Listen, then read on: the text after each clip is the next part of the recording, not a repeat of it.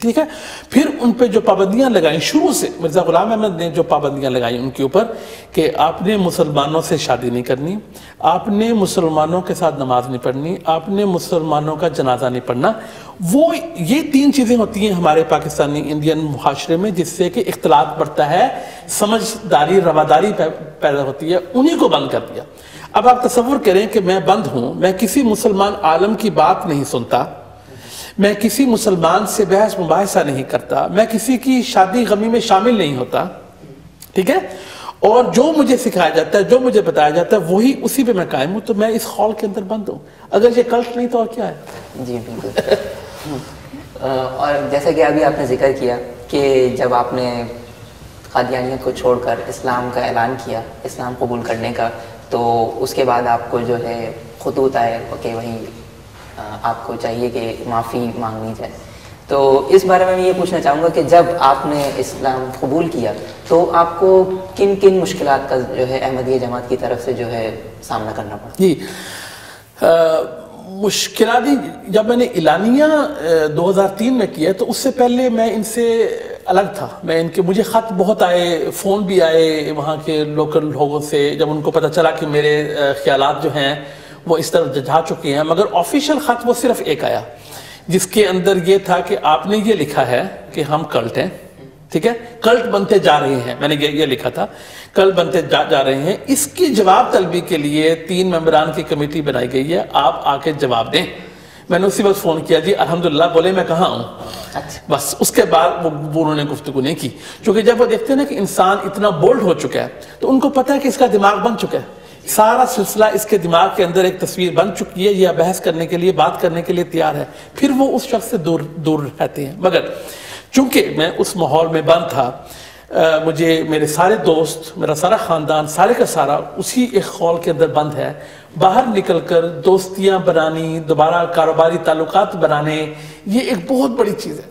اور یہ وہ وجہ ہے جس کی وجہ سے اکثر قادیانی جو ہیں, قادیانیوں میں بہت بڑی تعداد ہے, ایک بہت بڑا ان کا ایک حصہ ہے ان لوگوں کا جو سمجھتے ہیں کہ ہمارے ساتھ جو ہو رہا ہے یہ سارا 2 نمبر کام ہے, نہیں, ہمیں جو سکھایا جا رہا ہے یا بتایا جا رہا ہے, مگر وہ اپنے ذاتی تعلقات, بچوں کی شادیاں, رشتے, وہی جو انہوں نے ایک پابندیاں لگا رکھی ہیں اس کی وجہ سے وہ نہیں چھوڑتے. ایک تو یہ وجہ. دوسری وجہ وہ جو نہیں چھوڑتے وہ یہ ہے کہ ہمیں خود سے فیصلہ کرنا پڑے گا, کیونکہ اس خول کے اندر بند رہتے ہوئے ان کے خلیفہ نے, ان کے سربراہ نے جو بتا دیا مان لیا, بس ان کو خود سے فیصلہ کرنے کی کوئی ضرورت نہیں ہے. جس طرح ہم مسلمان جو ہیں فلسطین کے مسئلے پہ یا کشمیر کے مسئلے پہ آپ کا بھی کچھ موقف ہے, میرا بھی کچھ موقف ہے, اور ہو سکتا ہے میرا موقف آپ سے نہ ملتا ہو, مگر ہم بھائی ہیں, ہم مسلمان ہیں. قادیانی کمیونٹی میں جو ان کے خلیفہ نے کہہ دیا وہ سب نے مان لیا. اب اس کو وہ اطاعت سمجھتے ہیں, مگر وہ اطاعت نہیں ہے, وہ صحیح معنوں میں اطاعت نہیں ہے, وہ ایک قسم کی بے وقوفی سکھائی جاتی ہے تاکہ وہ سوچ نہ سکیں.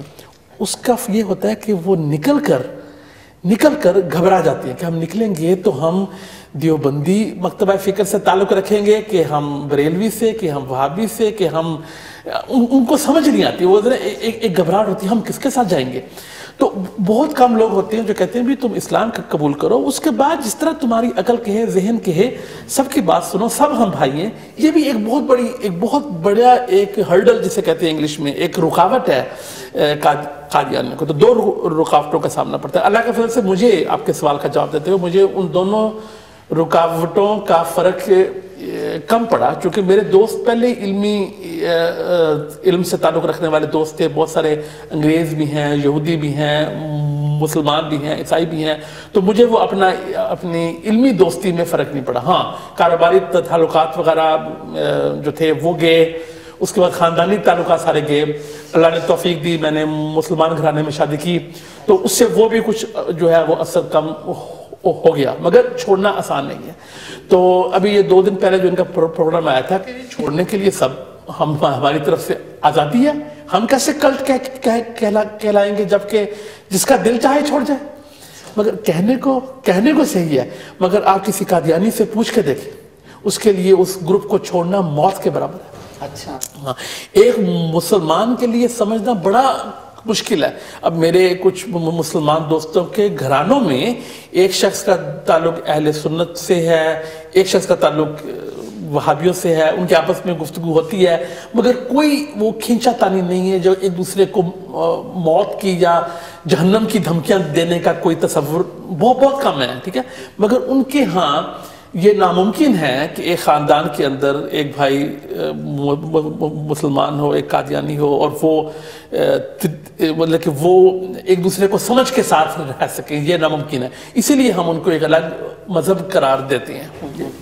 اچھا, ہمارے ناظرین آپ سے یہ جاننا چاہیں گے کہ جیسا کہ آپ نے فرمایا کہ ٹھیک ہے کہ مسلمانوں کے اندر مختلف فرقے موجود ہیں, لیکن ان کے اندر ایک آپس میں ایک ٹالرنس بھی موجود ہے. وہ اس حد تک آگے نہیں بڑھتے کہ وہ ایک دوسرے کو مکمل طور پہ اسلام سے خارج کرا دیں. جیسے کہ آپ نے بتایا کہ مختلف دیوبندی فرقہ بھی ہے اور بریلوی بھی ہیں اور اسی طریقے سے دوسرے حضرات بھی موجود ہیں, لیکن ان میں ایک ٹالرنس ہے اور وہ ایک دوسرے کو اسٹل مسلمان ہی کہتے ہیں. کیا جبکہ ہم یہ دیکھتے ہیں کہ قادیانی جماعت کے اندر بھی مختلف فرقے ہیں, جیسے کہ احمدی لاہوری فرقہ ہو گیا اور اسی طریقے سے دوسرے, تو کیا ان میں وہ ٹالرنس موجود ہے کہ جو مسلمانوں کے فرقوں میں آپس میں موجود ہے؟ یہ ہم نے بہت ہی شاندار سوال کیا, چونکہ اس سے پتہ چلتا ہے کہ یہ جو مسلمانوں سے شکایت کرتے ہیں کہ ہم سے نفرت کی جاتی ہے, اس کا اصل عکس اب آپ کے سامنے آئے گا. میں ان کو مسلمان مکاتب فکر کو فرقے نہیں کہتا, کیونکہ میں سمجھتا ہوں فرقہ کا مطلب ہے کہ فرقوا دینہم, ٹھیک ہے نا. تو میں یہ کہتا ہوں کہ مختلف مکاتب فکر ہیں اور وہ سب میں کوئی نہ کوئی بات صحیح ہے, ٹھیک ہے نا. کوئی نہ کوئی, ان کے بانی جو بھی تھے انہوں نے خلوص دل سے اور اسلام کی خدمت کی خاطر اپنا نظریہ پیش کیا. بعد میں لوگ ایکسٹریم ہو گئے تو ہو گئے, وہ ایک بات الگ ہے. مگر ایک بہت بڑی رواداری ہے مسلمانوں میں جو کہ قادیانیوں کو سمجھ ہی نہیں آتی. آج میں اگر بتاؤں, اگر کوئی قادیانی یہ پروگرام سن رہا ہو کہ بھئی میں نے کبھی پوچھا ہی نہیں کہ مسجد کون سی ہے نماز پڑھنے سے پہلے, تو یہ بات بھی سمجھ نہیں آئے گی. چونکہ قادیانی ڈھونڈتی ہیں ہماری مسجد کہاں ہے, جمعہ نہیں پڑھیں گے چونکہ ان کی ہے کہ آپ نے کسی کے ساتھ نماز نہیں پڑھنی, وہ اپنی مسجد ڈھونڈتے رہیں گے. نہیں, میں نے آج تک نہیں پوچھا, بلکہ آپ لوگ میرے دوست ہیں, بابا صاحب میرے دوست ہیں, میں نے کبھی یہ بھی نہیں جاننے کی کوشش کی کہ ان کا مکتب فکر کیا ہے, ٹھیک ہے. تو یہ ایک بڑی عجیب بات لگتی ہے ان کو کہ یہ کیسے ہو سکتا ہے کہ آپ وہ تو یہ کرتے ہیں وہ کرتے ہیں. ہاں, بعض جگہ کچھ تعصب پایا جاتا ہے پاکستان وغیرہ میں, مگر میں عرب میں رہ کے آیا ہوں, عمان میں رہ کے آیا ہوں, یو اے ای میں رہ کے آیا ہوں. میں نے کبھی آج تک نہیں پوچھا کہ یہ جہاں میں نماز پڑھنے جا رہا ہوں یہ ان کا مکتب فکر کیا ہے, ٹھیک ہے. اب ان کے اندر اور مسلمانوں کا جو بھائی چارہ ہے, جس طرح قرآن کریم میں آتا ہے کہ وَلَوْ أَنفَقْتَ مَا فِي الْأَرْضِ مَا فَرَّقْتَ بَيْنَهُمْ, ہاں, کہ وہ جو پیار ہے مسلمانوں کا آپس میں, وہ پیار کا تصور قادیانی رہتے ہوئے آپ کو ہو ہی نہیں سکتا کہ آپ چھوٹے موٹے اختلاف رکھتے ہوئے بھی یا اپنا ذوقی نقطہ رکھتے ہوئے بھی آپ میں ایک بھائی چارہ, ایک خلوص پیدا ہو سکتا ہے. اب ان میں یہ ہے کہ لاہوری 1914 میں اس چیز پہ کہ بھی مسلمانوں کو کافر نہیں کہنا, تو سب سے پہلے مرزا غلام احمد نے, ان کو میں اس بات کی یہ بات میں اچھی سمجھتا ہوں کہ جب بھی کفر کا مسئلہ آیا, دوسرے مسلمانوں کے کفر کا, تو مرزا غلام احمد کونے پہ جا کے, ایج پہ جا کے واپس ہٹ گئے. یعنی کہ انہوں نے اپنے آپ کو الفاظ میں کہہ دیا, مگر جب بھی کسی نے پوچھا کہ آپ باقی مسلمانوں کو کافر سمجھتے ہیں, خارج اسلام, تو وہ پیچھے ہٹ گئے. ان کو پتا تھا کہ کہاں سے پیچھے ہٹ جانا ہے. مگر ان کے بیٹے جو تھے مرزا محمود, انہوں نے 1912 سے یہ مہم شروع کر دی کہ چونکہ میرے والد صاحب مرزا غلام احمد رسول تھے, نبی تھے, نعوذ باللہ, اس لیے ان کو نہ ماننے والا جو کسی بھی نبی کو نہیں مانتا وہ مسلمان نہیں ہے. اور اس حوالے سے انہوں نے ایک کتاب لکھی کہ جو اس میں انہوں نے اور ان کے بھائی مرزا بشیر احمد نے اسی موقف پہ قائم رہے کہ مرزا صاحب نبی تھے اور ان کو جو نہیں مانتا وہ خارج از اسلام ہے, ٹھیک ہے. اس چیز پہ مولانا محمد علی جو کہ لاہوریوں کے سربراہ بنے, ان کا یہ فرق پڑ گیا 1914 میں مرزا محمود اور کی پارٹی سے. بعد میں لاہوری تعداد میں بہت کم ہو گئے, مگر ان کو اس بات کا پتہ تھا, مولانا محمد علی کو اس بات کا پتہ تھا کہ یہ ایک مسئلہ بندن ہے. تو انہوں نے کبھی مسلمانوں کی تکفیر نہیں کی اور کبھی مرزا صاحب کو نبی نہیں مانا.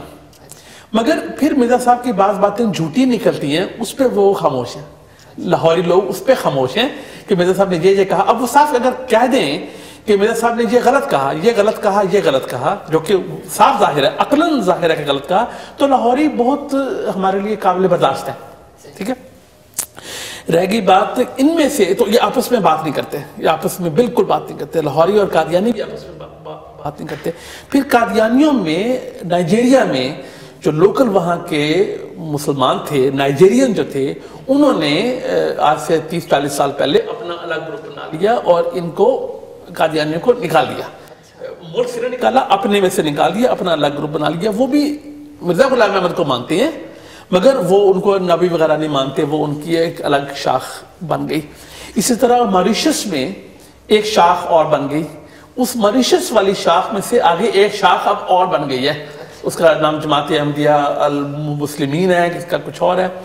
پھر 1956 میں قادیانیوں میں سے ایک حقیقت پسند گروپ نکلا جس کے بانی چودھری غلام رسول صاحب تھے، ابھی بھی حیات ہیں.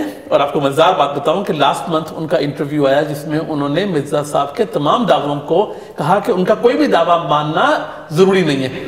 اور کہتے ہیں میں اپنے آپ کو مسلمانوں میں شمار کرتا ہوں. ٹھیک ہے. تو وہ لوگ جنہوں نے یہ گروپ بنایا تھا، وہ اس وقت انہوں نے ان کے دوسرے سربراہ جو مرزا محمود تھے ان سے تنگ آ کے، ان کی باتوں سے تنگ آ کے انہوں نے یہ ایک حقیقت پسند گروپ بنایا تھا جو کہ اب دوبارہ مسلمانوں میں مل چکا ہے، یا وہ لاہوریوں میں مل چکا ہے یا مسلمانوں میں مل چکا ہے. مگر یہ کہ ان کے آپس میں کوئی تعلقات ہوں، بالکل نہیں، کسی کے کوئی تعلقات نہیں. آخر میں ابھی آپ سے ویسے بات کرنے قطع کلامی کا جو ہے وہ دل تو نہیں چاہ رہا، کیونکہ کافی دلچسپ حقائق جو ہیں وہ ہمارے سامنے آئے ہیں، لیکن کیونکہ ہمارے پاس وقت انتہائی کم ہے اب، تو میں آخر میں آپ سے چاہوں گا کہ آپ تمام مسلمانوں کو اور ہمارے قادیانی دوستوں کو بھی اگر کوئی میسج دینا چاہیں تو ضرور دیجیے. میرا پیغام تو ہمیشہ سے ایک ہی رہا ہے کہ اپنی عقل پر اعتبار کرو. صحیح. جو دیکھو، جو آنکھوں سے دیکھو، جو کانوں سے سنو، جو تمہارا دماغ کے، اس پر اعتبار کرو. چونکہ اللہ نے عقل دی ہے اور قرآن کریم میں بار بار یہ کہا ہے کہ اپنی عقل کو استعمال کرو. بس ثبوت سامنے ہے، حقیقت سامنے ہے، اور جب انسان اپنی عقل کو استعمال کرنا شروع کرتا ہے اور اس عقل پر اعتبار کرنا شروع کرتا ہے اور دوسروں سے بات اور مشورہ کر کے اپنی عقل کا وثوق کرنا چاہتا ہے، تو پھر اس پر انشاءاللہ اس کی جو ہے وہ اس کا دماغ کھلتا ہے، دل کھلتا ہے. ٹھیک ہے جناب اکبر چودھری صاحب، میں آپ ناظرین کی طرف سے اور خود اپنی طرف سے بھی آپ کا بہت بہت شکریہ ادا کرنا چاہتا ہوں کہ آپ ہماری دعوت پر تشریف لائے اور آپ نے انتہائی قیمتی باتوں سے ہم کو جو ہے وہ بہرور فرمایا. میں ناظرین کا بھی شکریہ ادا کرتا ہوں کہ انہوں نے ہمارا پروگرام جو ہے وہ دلچسپی سے دیکھا، اور انشاءاللہ اگلے پروگراموں میں بھی ہم جو ہے دوسرے مہمانوں کو بھی دعوت دیتے رہیں گے اور اس طریقے سے عوام کے سامنے جو ہے آتے رہیں گے. آپ کا بہت بہت شکریہ. السلام علیکم ورحمۃ اللہ وبرکاتہ.